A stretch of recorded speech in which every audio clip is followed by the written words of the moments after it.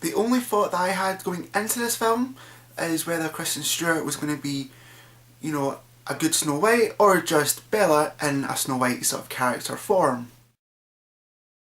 Snow White and the Huntsman is the sort of darker film to what Mirror Mirror is as to sort of like light and campy. But this one actually has like three sort of like big actors now in the acting world. You've got Charlize Theron, who plays the evil Snow Queen. Then you have Kristen Stewart, who plays Snow White, and Chris Hemsworth, who plays the Huntsman. But is this going to be a case of a film that we didn't really need, or just a bad acting choice for all these characters? Let's find out. Now the story starts off with a brief kind of intro, like what happened like in a couple of years before leading up to the main sort of present time, and where Snow White is kind of born, her mother kind of dies, the king's kind of depressed, you know, then attacks this kind of like black army, which they're not what they seem, rescues this prisoner, you know, and then decides to marry her, only to turn out that she's actually pure evil, kills him, she becomes the queen, and the land is now like a rotten piece of hell.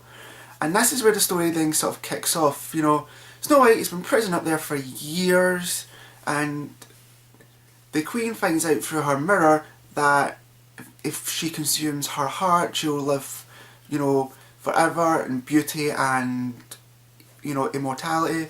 But Snow White then escapes into the so-called like Black Forest. So the queen decides to hire a huntsman to go down to sort of find her, not so that she can sort of consume her heart, whatnot. But then there's some things that doesn't seem to believe, and then it just becomes a chase to run away from the queen itself. I'm going to get this out of the way. Kristen Stewart, I actually think she's really good in this film. Because I know what people are going to say, but she doesn't smile, you know, she's kind of motionless, faceless, but I think she kind of suits this role pretty well, especially for the tone that this movie has, because you know, the world that they kind of live in, nobody doesn't seem to smile, or they don't smile for like the good reasons or whatnot.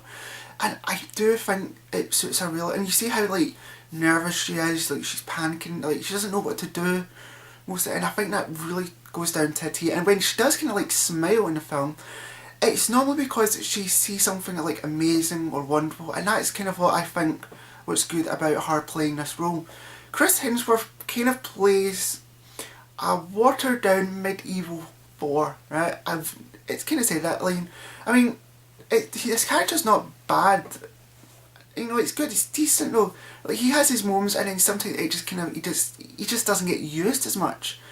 And then, but I think Charlize Theron playing the evil queen is like the best thing. The only gripe I have, she doesn't really do much, and I think it's the second trailer. That's where literally all her best lines and scenes are kind of all are. But she is pure evil, and there's a scene that she does with so this father and son, and it's up to pure evil. I actually love it.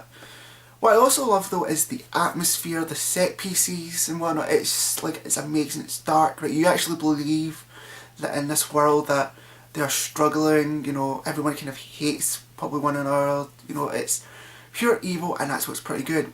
But I'm actually going to say there's a couple of things I didn't like. Firstly, I thought the film was a bit too long for what it was, and the thing about as well, like the seven dwarfs, right? Normally they're the key aspects of this film, but the first thing is they don't appear until not even like halfway. I think probably what, near the third act is when he starts to appear, and the thing that they're not actual dwarfs. Like, these are real like actors that are just, you know, probably digitalised into dwarf form, and they're not really that impressive. I mean, there's a couple that I recognised, but they're just still kind of like, they don't want to be there, and it's just a bit useless. And they are kind of like useless. The only use they actually have is in the third act, and it's only what, 5 of them that are useless and that are useful in this, and I just feel as though it's a bit of a waste. But also, I hate to say it, but this film is also quite boring as well. Like, it's really sort of slow. I mean, it has its moments where it kind of jumps up and whatnot, but it's very boring, dull, and you're kind of feeling like you're seeing the same scene over and over. And one last thing, this character was not even mentioned in the film, but I'm not even going to mention who this character is.